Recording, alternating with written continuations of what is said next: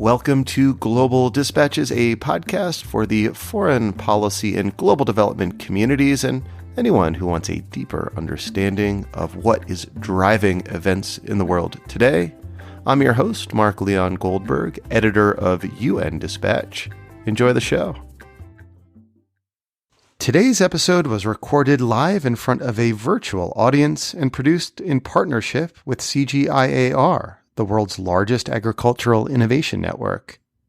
The podcast has partnered with CGIAR for a special series that examines the relationship between climate and security, and in today's episode, we explore how Africa is experiencing and approaching the climate security nexus, in particular how institutions in Africa and beyond are responding to climate security crises. The episode kicks off with some introductory remarks from Harold Roy Mcauley, Regional Director, East and Southern Africa, CGIAR, and Director General of the AfricaRice Center. I then moderate a panel discussion followed by questions from the audience. To participate in a future live taping as part of this series, please visit climatesecurity.cgiar.org. And now here is Harold Roy Mcauley with some introductory remarks. It is quite clear now that climate is linked to conflict. It acts as a multiplier and increases the threat of crisis and instability. There is, however, no robust and crucial localized evidence on the exact mechanisms through which climate can amplify conflicts, whereas there is need to inform responsive policy and programming. This challenge is notable since climate and security and the links between them are complex, multidimensional, and highly context-specific. It is even more important in Africa, which is facing, more than other continents, the double burden of high climate exposure and conflicts. In 2020, floods, cyclones, and droughts triggered a record 4.3 million new displacements in sub-Saharan Africa only, whereas the number of undernourished people in drought-sensitive countries across the region has increased by approximately 46% since 2012. Similarly, in 2019, the number of armed conflicts in Africa reached a peak high. 25 state-based conflicts were recorded, several of which were related to the rise and expansion of the Islamic State. Relevant climate and conflict connections are increasingly observable across the African continent, and there is a plethora of evidence suggesting that climate has exacerbated already existing conflict dynamics or even created new ones, especially at the local level. For instance, in conflict-affected countries like Mali and Somalia, climate impacts are hindering peace-building efforts by increasing grievances against already strained institutions, spurring tensions and conflicts over dwindling resources, and forcing young people to join extremist groups to overcome poverty and secure livelihood. Moreover, over the years, farmers had a conflict, especially in the Sahel and Horn of Africa, have intensified due to changing climate and competition over access and use of natural resources has led to increased hostility and intergroup violence. International, regional, and national organizations and policymakers are increasingly acknowledging the implications of climate on peace and security. This, however, is not enough, and urgent action is needed. The African Union Peace and Security Council has recently released an unprecedented communique calling for immediate action to mitigate the climate security nexus in Africa, including the development of an AU Special Fund for Climate Change. Shortly after the release of this communique, leaders from many African countries, such as Nigeria, South Africa, the Democratic Republic of Congo, Gabon, and Kenya, joined the US President Joe Biden in the Leaders Summit in the spring of 2021 to discuss how to respond to the global security challenges posed by climate change. This reflects what we see daily in many African communities and villages, where the impacts of increasing temperature, rising sea levels, coastal erosion, extreme events such as tropical cyclones, longer and more devastating droughts, together with the insurgence of grievances, tensions, riots, protests, and wars, are increasingly exacerbating food and nutrition insecurity, making people poorer, more malnourished, and ultimately more insecure. Climate increasingly plays a role in influencing social constructs, thus putting people, groups, communities against each other. As researchers and decision makers, we have a moral obligation to stop this, and very quickly. The challenge is, how do we contribute to this ever so needed change? In other words, how do we break the cycle of increasing climate impacts, fragility, and increasing tensions and conflicts because of climate impacts? Now more than ever, quick responses and timely decisions are needed, and these decisions require robust, solid, validated evidence and data that can inform, influence, and direct decision makers to act fast and to help people in need. But very often, the times of research and evidence building are not aligned with the times of policy decisions. This makes real difference for the many that are impacted by compound risks in Africa. CGIAR is currently working to fill this gap. The Climate Security Crisis Observatory aims to qualify and quantify the climate security nexus across the continent and provide real-time data and support to decisions. It directly aims to respond to demands for evidence rapidly and in real time, keeping pace to the shifting nature of the links between conflict and climate. More specifically, using a combination of state-of-the-art quantitative and quantitative research and qualitative research methods, and leveraging the whole CGIAR, science on land, water, and food systems, the observatory will provide real or almost real-time scientific evidence on how climate exacerbates existing socio-economic and political risks and insecurities, including the potential for conflict. The observatory will support decisions regarding the where, who, and the what we should do to address climate security risks.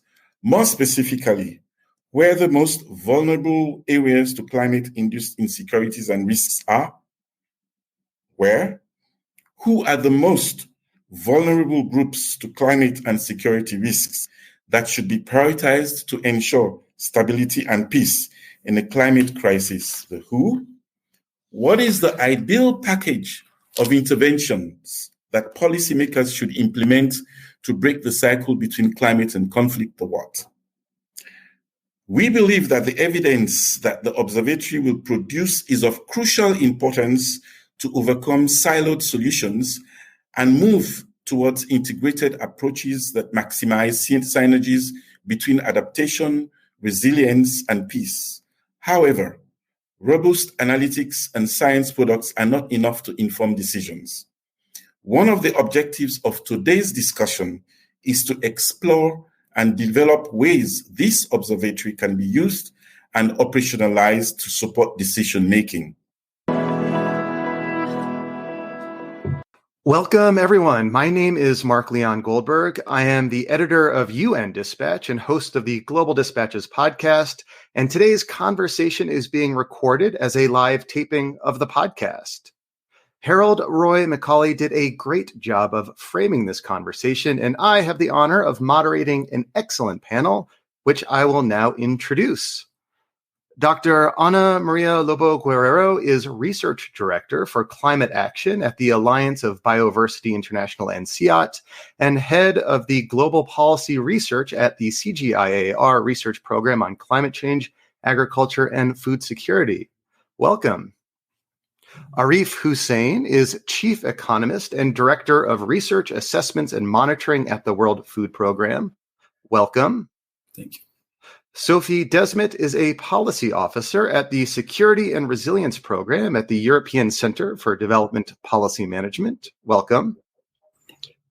Hannah Minaye is the focal person on climate, peace, and security and environmental sustainability within the Department of Political Affairs, Peace, and Security at the African Union Commission. Welcome. Thank you. And the Honorable Mohammed Gulaid is CEO of the Frontier Counties Development Council of Kenya. A big welcome and thank you to you all. So I will have some questions prepared for our esteemed panelists, but I will also be sure to leave time for questions from the audience. To ask a question of the panelists, please simply leave your question in the comments section wherever you are watching the live stream. And we'll get to those shortly at the end of this moderated session. For now, let us all begin. I am going to kick off with a question to you all. Let me set it up for you first. There is increasingly an acknowledgement that climate is a security concern for Africa, and we can point to a number of hotspots across the continent where this is most acute. For instance, a CGIAR WFP study found that climate, drought, and high temperatures increase food and nutrition insecurity in Ethiopia, and that this is associated with a higher likelihood of conflicts. Another example is the Lake Chad Basin of Nigeria, which has been documented as an example of the climate conflict trap. So, Arif Hussain, I'm going to turn it to you first. In your opinion, what key decisions are needed to mitigate climate security crises, and what is your organization doing to break the cycle between climate and conflict? Thanks, Mark. Hello, everybody. Let me just start by saying that we are way past the point of saying that, climate and security crises are not real. I mean, we see it in our work as World Food Program day in, day out, that this is a vicious cocktail which affect people not only in Africa, but also in Middle East and elsewhere. When people ask me, what can be done about this? For me, first and foremost, we need to get the problem statement right, meaning what is happening out there. It's not enough to just say that there is a problem, but to actually know why there is a problem, where it is, how many people are affected, like Harold was saying, what can be done about that. And that has to be done wherever it is happening, right? So it's not a really small problem. And at the same time, it is time sensitive. If you get into a situation which is already exploded, frankly, it's too late. You can save lives, but changing lives is going to take a lot longer. So for us, it is a matter of getting the right information, so right type of programs could be designed, and also getting it as quickly as possible is critically important. And because of this, what we have done is to have partnerships like institutions like CGIAR, where we are working with them on the climate and security crisis observatory, which Harold mentioned. And the idea is to get the problem statement, which we have, which we see around the world, and connect it to solutions, but all in real time. So what happens is that when we bring in this information and we start to make decisions on the basis of that, we can have early action to save lives and, frankly, more so to change lives. Thank you. Thank you so much, Arif. Ana Maria Lobo Guerrero, I am going to turn to you next. In your opinion, what key decisions are needed to mitigate climate security crises, and what is your organization doing to break the cycle between climate and conflict? Thank you. Thank you very much, Mark, for that question. And I'm going to repeat a little bit what Harold started mentioning in terms of these key decisions that are needed. And I think that this is good news because it says that in the CGIAR we are totally aligned. But we really believe that addressing the if is climate a threat multiplier. But not only that, because it was mentioned that we know that it is a threat multiplier, but it's really understanding the pathways by which climate can become a threat multiplier. So that's a key decision, really being able to generate information that addresses that mechanism by which climate can expand risks. But then the where are the hotspots of these climate security issues happening? We need to prioritize, we need to target, we have limited resources. So we really need strong support decisions tools in terms of understanding where we need to start working in terms of tackling this problem. And then the what, Harold mentioned it, we cannot stop in terms of understanding the mechanisms, we cannot stop in terms of understanding the geographies where we need to work, but we need to understand what do we need to do in terms of reducing these risks in these hotspots. And then we need to understand also the who, as Harold was saying, who are the most vulnerable groups that we need to prioritize. And again, the need for prioritization, it's really, really important. And this was the rationale that we had when we started working on this, on developing this climate security observatory. As what's mentioned before, the need to have real-time analysis at different scales. It's also very important, regional, national, subnational level, to address these important decisions. And just to tell you what we have done so far, addressing the second part of your question. So we have completed the analysis using this observatory in Central America and in Ethiopia. What we would like to do in the following year is to expand this analysis in terms of really including qualitative assessments of the types of interventions, of actions that this information is going to inform, and then being able to co-generate these solutions with a variety of stakeholders engaged with regional, with national stakeholders in order to really be able to test these solutions. It is very important to be able to test them because that's the way that we learn. And the idea is to do this in Senegal, in Kenya, in Zambia, in Guatemala, and the Philippines. Thank you. Thank you so much, Ana Maria. And Mohammed Glade, I'm going to come to you next. What key decisions are needed to mitigate climate security crises? And what is your organization, the Frontier Counties Development Council of Kenya, doing to break the cycle between conflict and climate? Yes, thank you very much. I think this webinar comes at a very crucial and timely moment. In Kenya, as we speak right now, we are undergoing a very severe drought, actually almost bordering famine.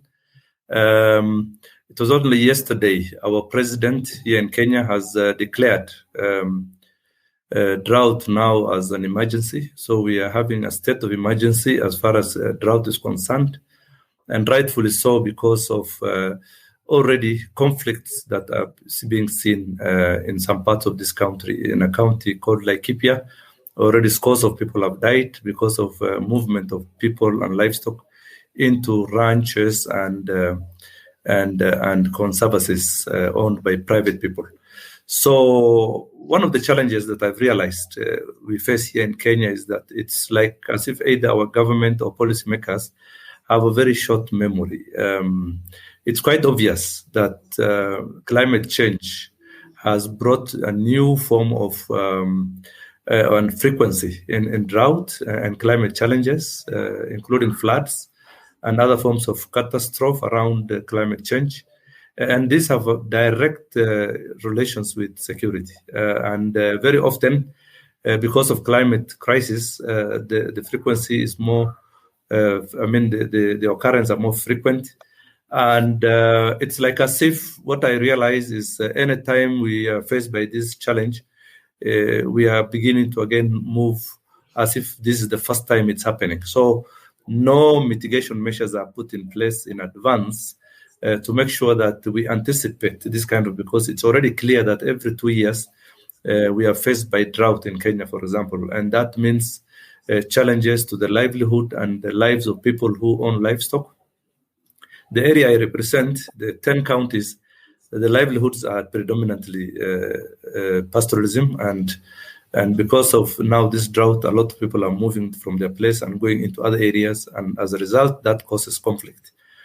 We as an organization are putting into place various policy measures, several of them actually. One is that we have just drafted a legislative bill for our county assemblies that will see how we can organize our peace and security management within this region.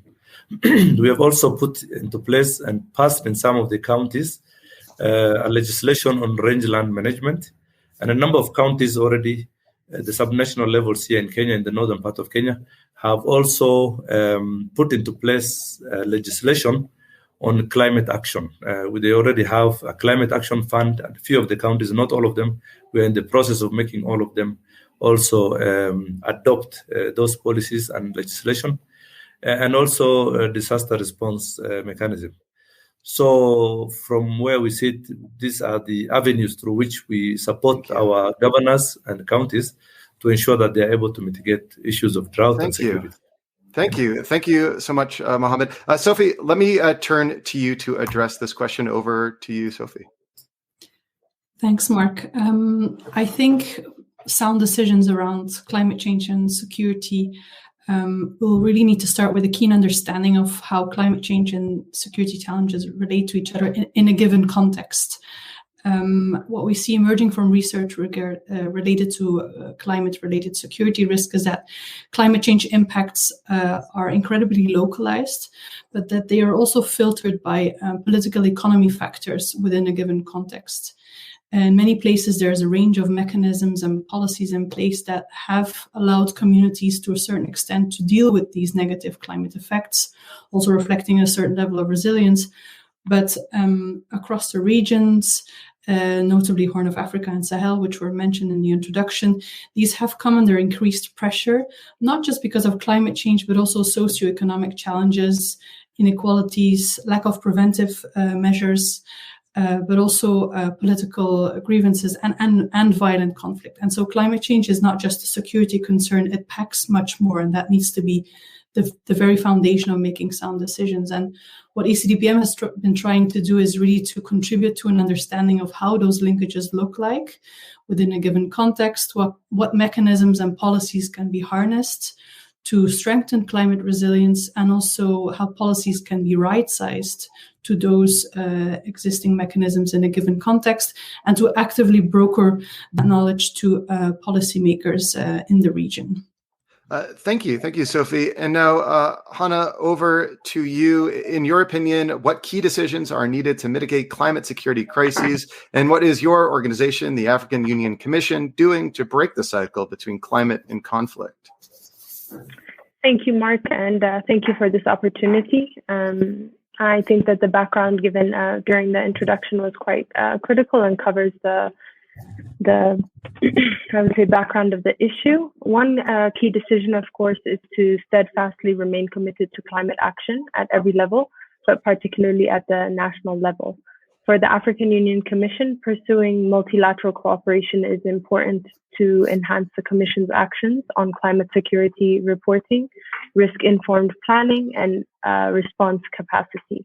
The African Union Commission remains committed to strengthening its institutional capacity as well as that of member states to bolster climate action in disaster risk reduction, areas concerning resilience, adaptation and mitigation, food security, and other humanitarian and development efforts. And surely, of course, dedicated financing on climate change as well as peace and security are critical to tackling climate security crises. Thank you. Thank you. Thank you all for those excellent framing answers to the rest of our conversation. I now have individualized questions, and I am going to turn to Arif Hussain of the World Food Program.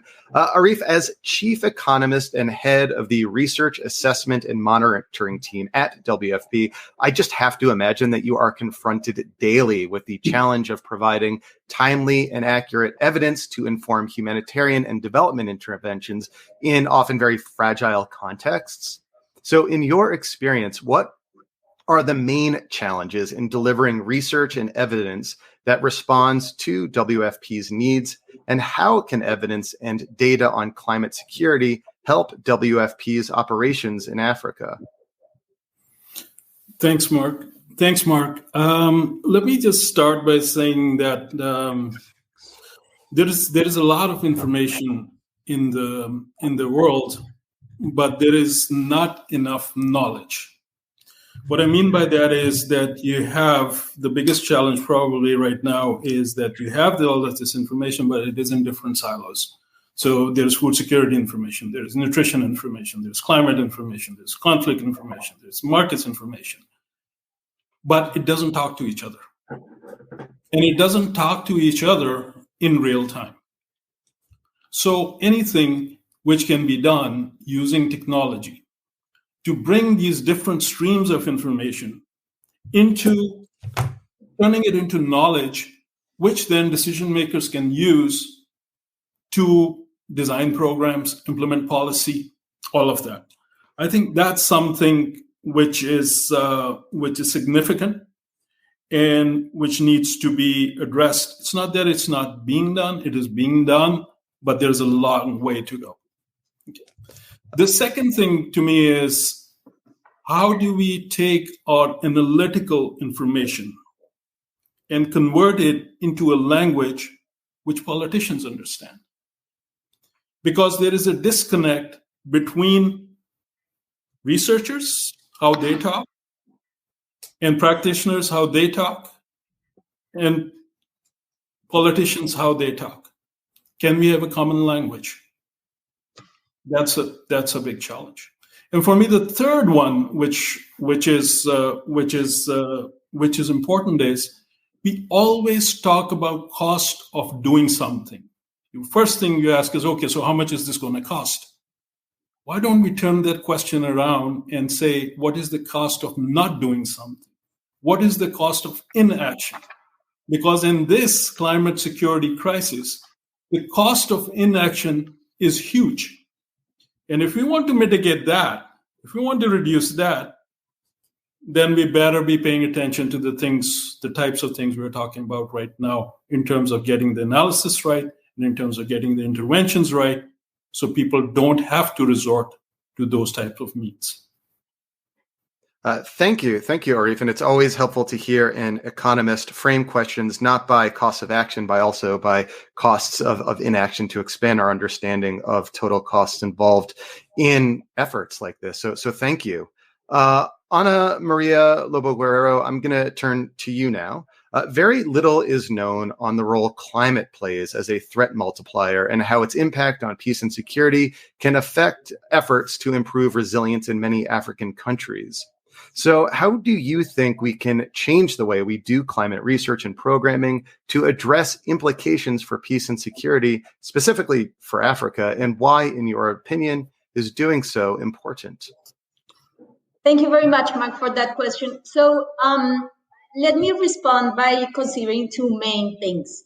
The first one, it's in general what we have learned from the research program of climate change, agriculture, and food security on how, if we really want to generate impact, we need to do research in a different way. And this implies thinking about three main dimensions in order to do this research for development. Really understanding needs, doing good research, and then enhancing capacity.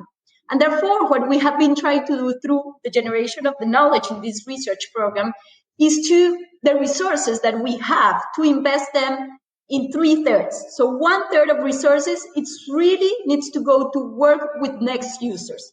So in this case, policymakers at different scales that are going to be using this information to provide good recommendations. So it's doing this research. So thinking about these research questions, for instance, in terms of these linkages between climate and security, with the next users, with the ones that are going to be benefiting from this information. So from the very beginning, understanding the needs in terms of research. Then, of course, we need to devote resources to do research, good research, robust research, solid research. And then we need to spend 1/3 of these resources in really being able to enhance the capacity of next users so that they can update this research. Because if this is not the case, then nothing is going to happen with that research. So that's one main thing to consider. The second one is that we really need to provide information that can adjust climate adaptation programming and finance, considering this climate security nexus. And just let me give you an example of a really nice opinion piece that will be launched in the following weeks. It's one that Peter Laderack was leading with colleagues. And he does something really interesting, and he puts together information in relation to adaptation potential, adaptation to climate change, and then he combined this with the Global Peace Index. And by doing this analysis, he's able to demonstrate that most of the tropical developing world experience a combination of peace building and adaptation challenges. In other words, most of the tropical developing world is both climate exposed and vulnerable and fragile due to insecurity and conflict. But if this is the case, and this is what it's really interesting about this opinion piece, is that what is happening is that often fragile states are not priorities by climate funds. So we somehow are seeing a contradiction in relation to this, and this is an opportunity that we are losing in terms of making good use of these resources. So it's really providing information so that we can modify the way that these funds are being allocated so that they consider this linkage between climate and security. Thank you. Thank you, Ana Maria. Mohamed Gulaid, over to you. The Frontier Counties Development Council, the FCDC, brings together counties in Kenya's northern frontier of Garissa, Isiolo, Lamu, Mandera, Marsabit, Tana River, and Wajir that have for a long time been economically marginalized, are highly fragile, and have suffered instability, poverty, and insecurity. The county governors of these frontier counties have therefore come together to accelerate the social and economic development of the area, especially in advancing peace and development to harness the potential of this region. So in light of the climate crisis, what are the most important bottlenecks that local policymakers face in preventing and mitigating conflicts in Kenya? And what do you need from the research community to be able to support local communities against the impacts of climate change? Thank you very much. As you've mentioned correctly, our region is one of the most disadvantaged, let me say, that has been underserved in the last 60 years or so since Kenya took independence. And therefore, there is total, almost absence of critical infrastructure. The region has very poor roads network. We have, very poor connection in electricity. So energy, particularly to the national grid, is absent, almost absent, very small percentage. And access to clean water, schools, healthcare, all of them are, still at a very rudimentary stage. But on the bottlenecks with regards to climate change issues and security, one of the biggest problems we have is lack of sufficient data that can give, proper evidence-based policy-making framework. So, for example, we hear a lot about water that is underground, a lot of aquifers in the northern part of Kenya, but no one really knows what the volumes are, how they can be achieved, where they can be, extracted. Therefore, this is one of the biggest challenges we have. But in addition to that, the region, because of its previous level of marginalization, we are faced by conflict that comes as a result of, for example, conflict over land. People fight over who owns this piece of land, and especially around this time when we are faced by a drought, it becomes even more precarious. So it becomes worse. Another challenge, of course, is right now, in Kenya, we have the devolved system of government. Since the year 2013, we have now this subnational level governments called the county governments, but they are severely underfunded. So to just mitigate on this kind of climate issues is also a major, funding is a major issue. And so from the research community, what we'll need is for them to give us support in terms of data management and data collection.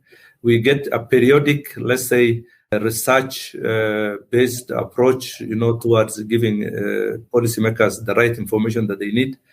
Such researchers, for example, they could be embedded even with our leadership system at the county level, but even within the FCDC, where we can have a periodic,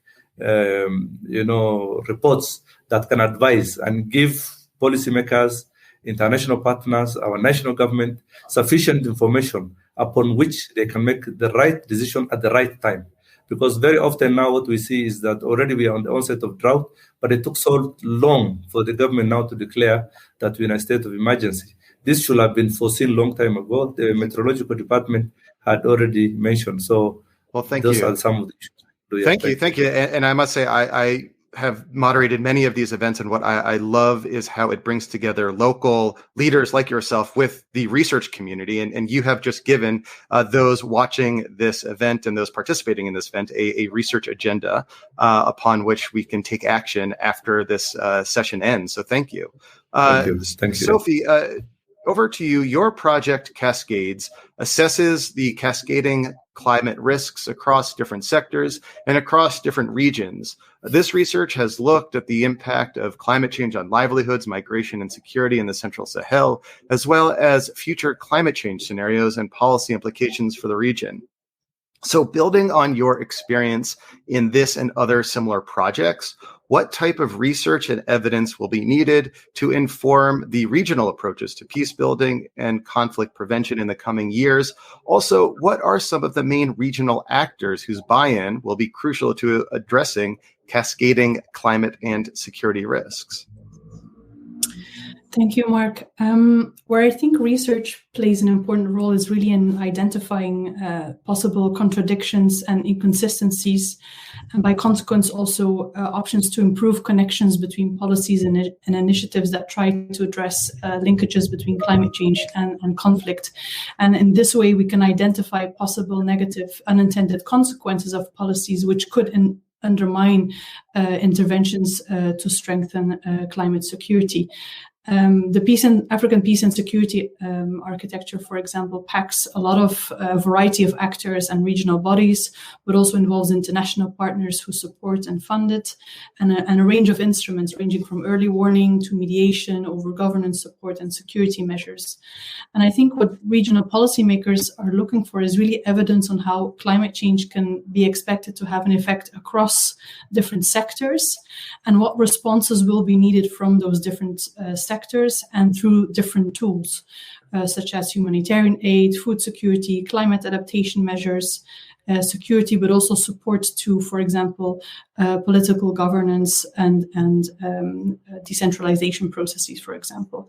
And we see a growing realization within regional bodies and also international organizations that these issues are connected, but there are challenges institutionally sometimes. I mean, silos between departments, lack of time and capacity to conduct in-depth analysis, to have the analysis in real time.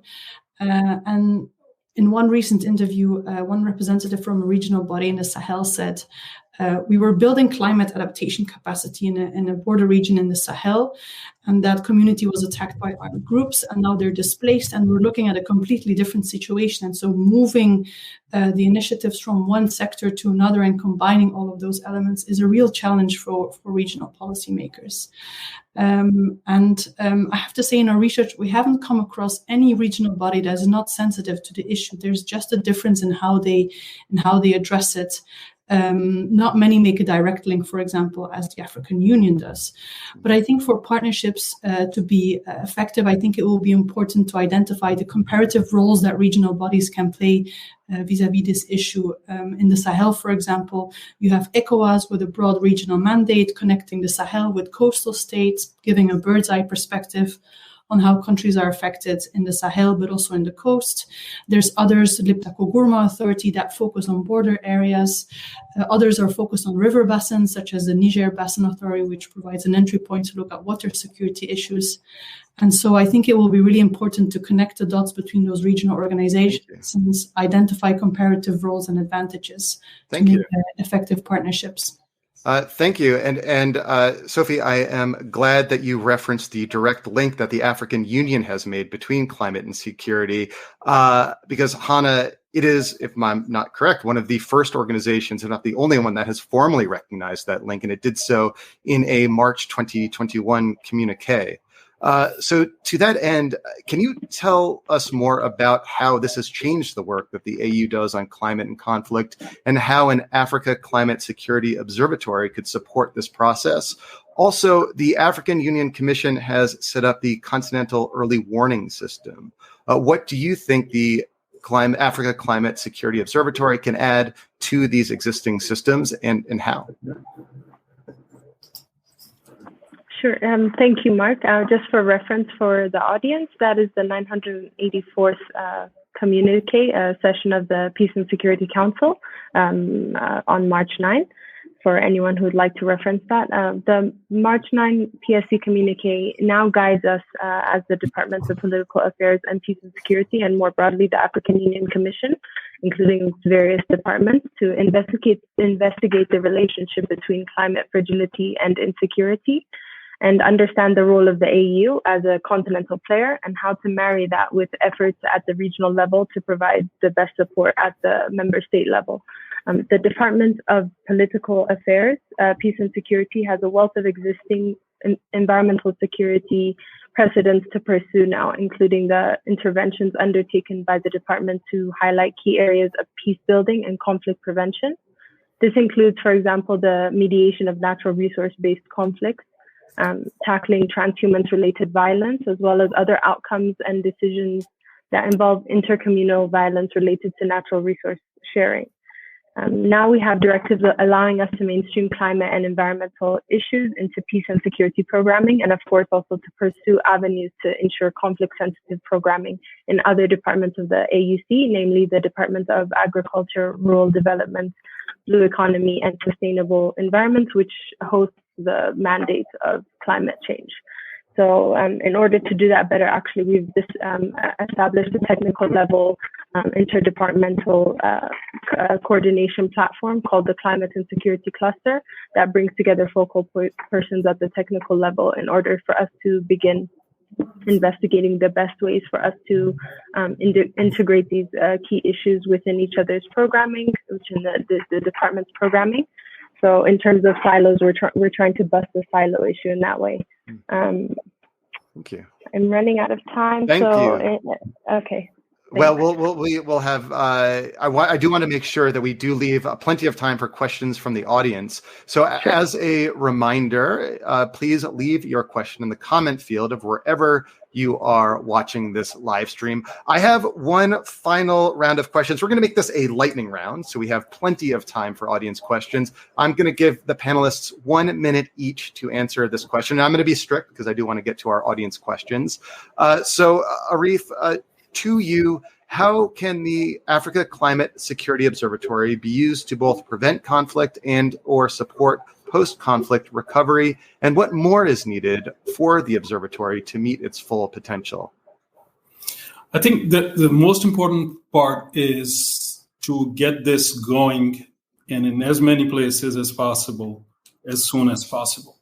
Because evidence and data that is required not only to target people who need assistance. I mean, imagine a world where millions upon millions people need assistance, and within that, some people need a whole lot more assistance.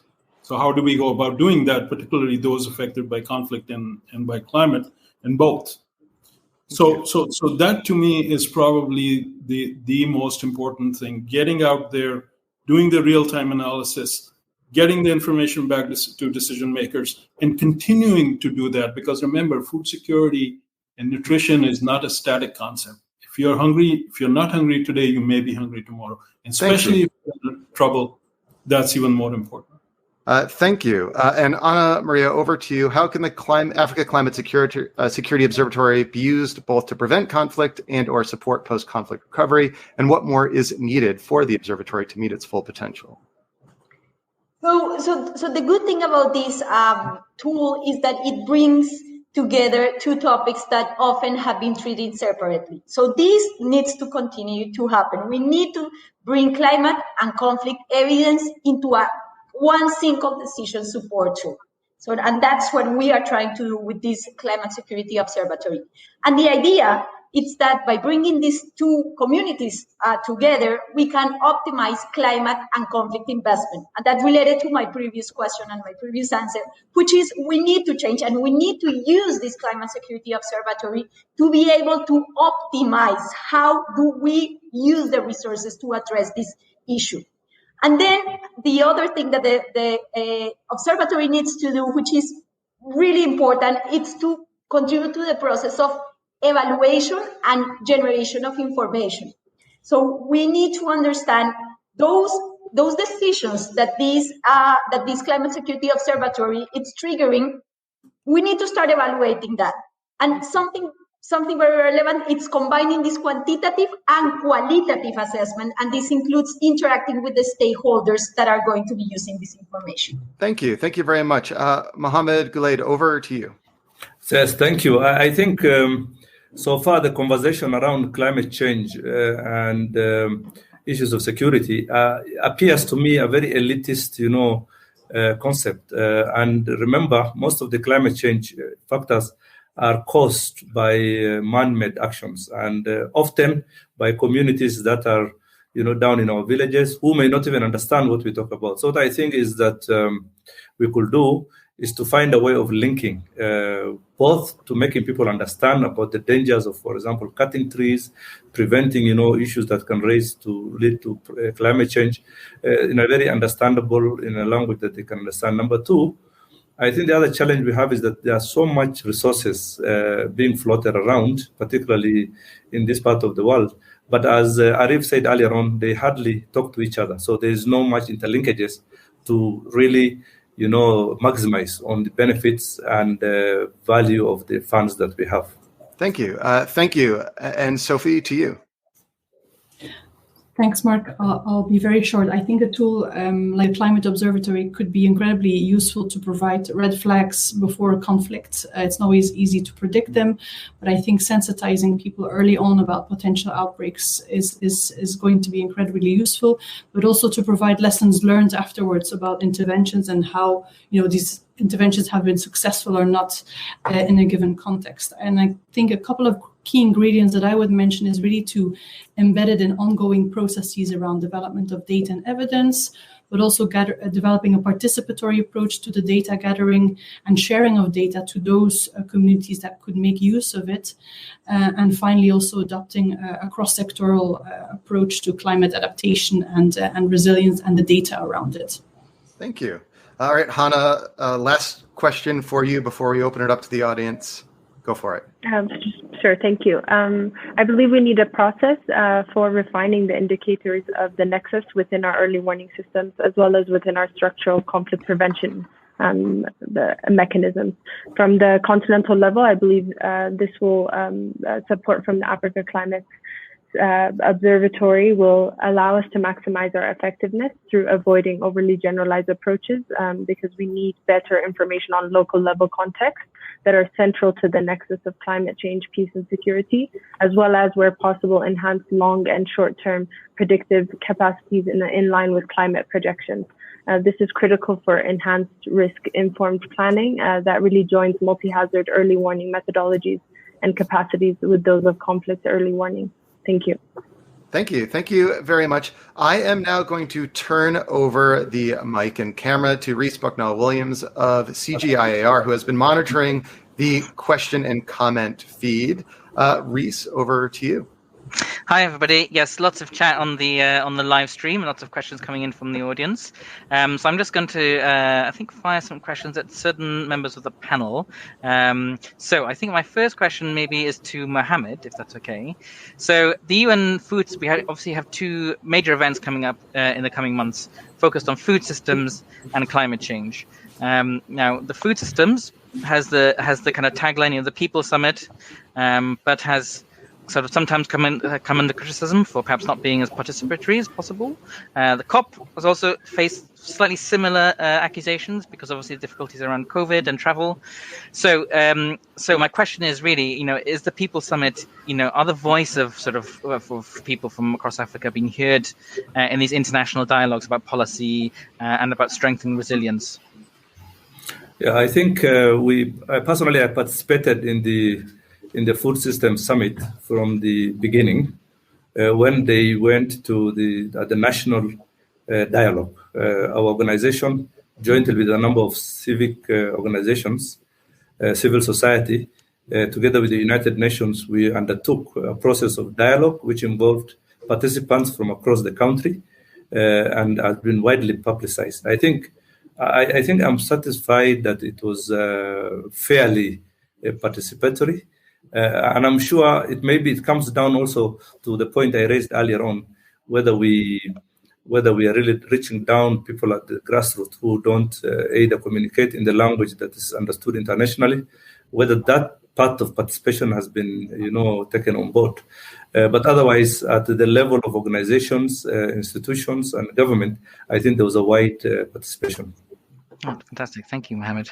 My next question, perhaps I might target at Anna Maria, if that's possible. So we're just mentioning, obviously, the Food System Summit and COP26. These are two, obviously, big, important opportunities for action and commitment. How can we link the two together? Like, is there some kind of way that we can thematically bring together? Like, or is there something missing? We certainly need to link this together. And again, I was mentioning many times, not losing opportunities. And this is an opportunity that definitely we cannot lose. So the Food System Summit, I think it has a lot of conversations in relation to the need to include climate into the equation for these sustainable food systems. We need to innovate in order to really address this climate challenge. We need to think seriously about innovation, thinking about people, thinking about nature, thinking about the climate. And the security piece, it's a fundamental component of thinking about how we innovate to address the challenge. And therefore, if we don't use this opportunity to bring this conversation about the linkages between climate, agriculture, and security to the COP26, we are going to be losing a huge opportunity to make a change, because we are not going to be able to build systemic resilience against climate if we don't consider these linkages between climate, security, and peace. Thank you, Anna Maria. I was just actually reading in the Reuters recently about how a country like Madagascar is facing what some say is the world's first climate change famine. And maybe Arif might be best placed to answer this. But how should the international community respond to such emerging crises? I think good question. I mean, Madagascar very close to my heart, because if you look at places where we have been talking about famines, mostly they are conflict driven, right? So if you look at South Sudan, if you look at Yemen, if you look at Burkina Faso, if you look at Northeast Nigeria, Madagascar is the only place where it is not linked to conflict, and it is purely a consequence of climate change. But the big part there is that those people over there did nothing to create this problem. But when the problem was created, nobody is getting up there to help these people who are, frankly, I mean, if you're calling it a famine, which it is, people are dying. We don't declare a famine until people have actually died because of that. So the responsibility, the onus, and this is why in my earlier talk, I was saying, you know what? You always talk about cost of action. What about cost of inaction? And these are innocent lives who had nothing to do with climate change, but they are being lost, and they're paying for somebody else's, other people's issues. Thank you, Arif. So I think the next question, Hannah spoke very eloquently about the role of sort of the African Union in kind of security and development. But of course, across Africa, there is a kind of an emergence of lots of new initiatives and organizations. So obviously around the African Continental Free Trade Area, and also the regional economic communities who have in the past played quite a big role in mediating regional conflicts. I mean, how can these organizations kind of work better together, particularly on sort of maybe bringing in climate science and food science into crisis response? Maybe Hannah or Sophie, maybe you want to come on this question.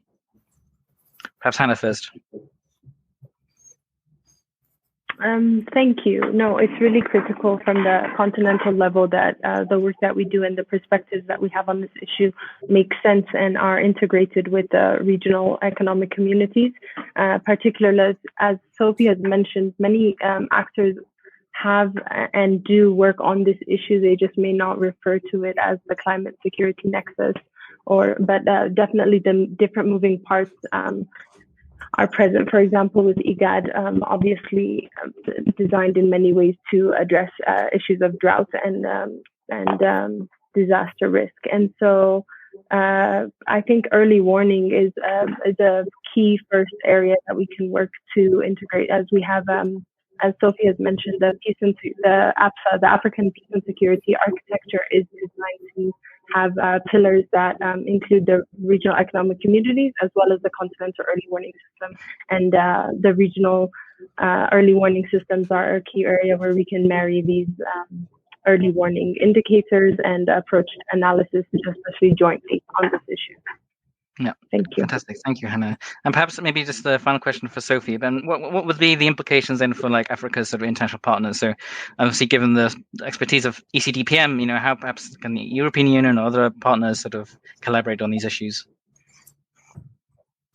Yes, I think, of course, these regional organizations, they don't operate in a vacuum, and they're confronted in many instances with a range of support measures by international and also European actors.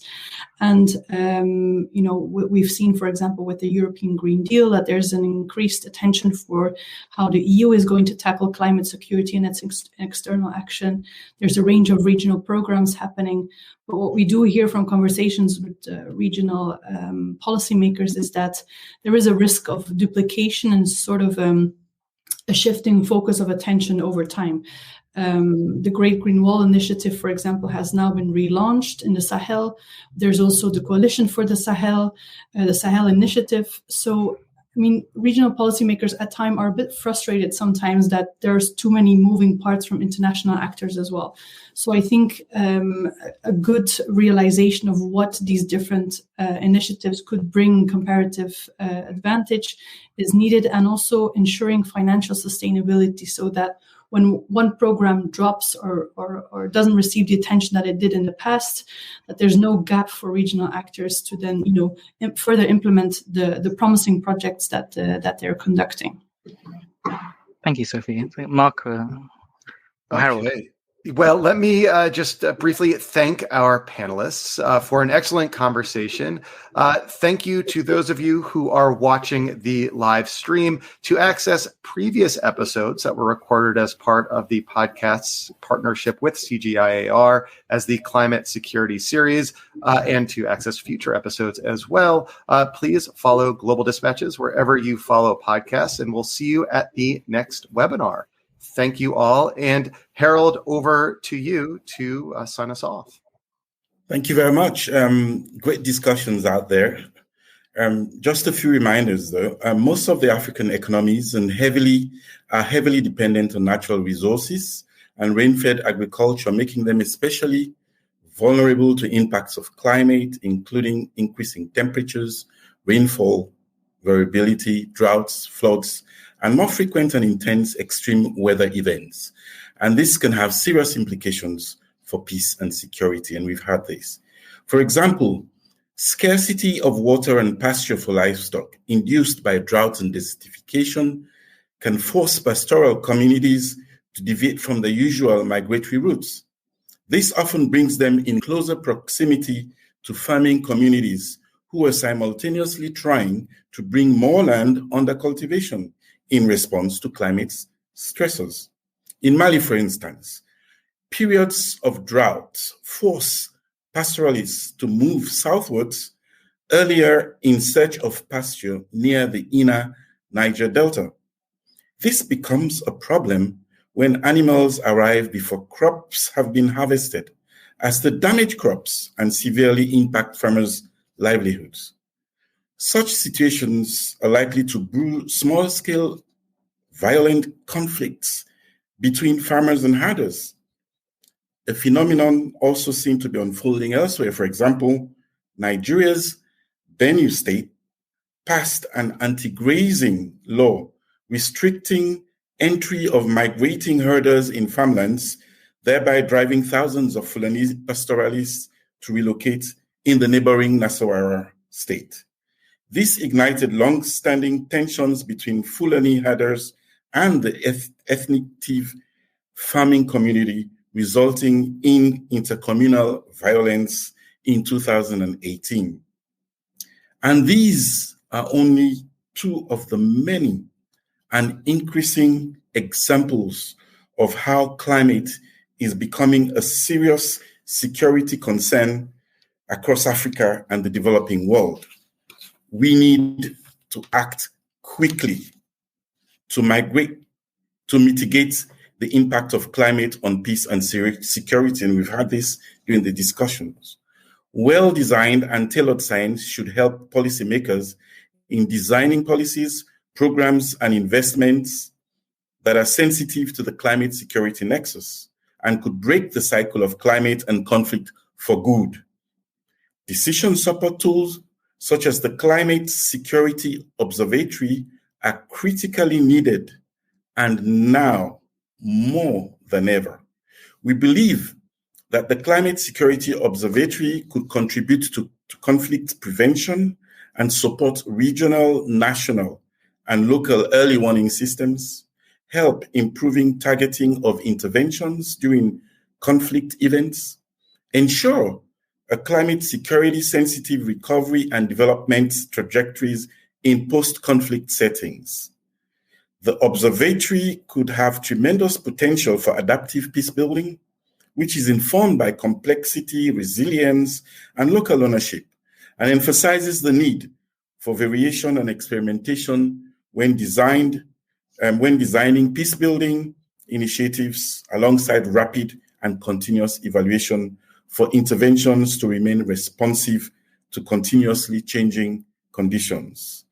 In line with this approach, the observatory encompasses several main innovations and technologies at the regional, national, and subnational level, namely complexity-informed impact pathways of the climate conflict nexus, real-time monitoring, and risk forecasting of the interaction of climate, conflict, and other insecurities using big data and machine learning approaches, and automated spatial and hotspot analysis to regularly identify highly insecure and fragile areas and their main drivers. The observatory could, using these innovations, meaningfully contribute to the continuous process of evaluation and knowledge creation that characterize adaptive peace building. It is Today, one of the acting game-changing solutions proposed under Action Track 5 within the United Nations Food System Summit that will directly complement the enabling solutions within the humanitarian development peace nexus. One of the enabling solutions is the Food and Peace Facility that will contribute to preparedness and prevention, as well as response and recovery, thus strengthening the fundamentals of resilience. These solutions, however, do not accurately account for the role of the current climate crisis. Accessing real-time or almost real-time evidence on how the food, land, and water systems interact and react with climate variability and extremes, and how this could result in tensions and conflicts at national and subnational level will be fundamental to transform our food systems. And this is exactly what the observatory will do. However, to reach the last mile, links have to be made between the observatory and the relevant government departments. Thank you.